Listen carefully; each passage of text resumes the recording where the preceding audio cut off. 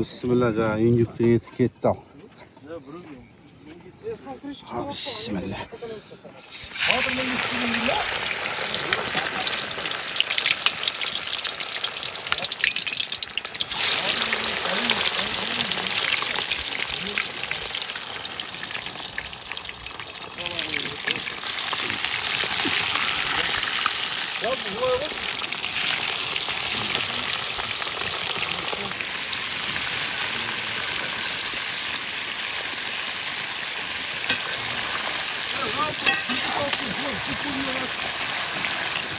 Жаңа тауық бел жақсы істедік ау жалпы.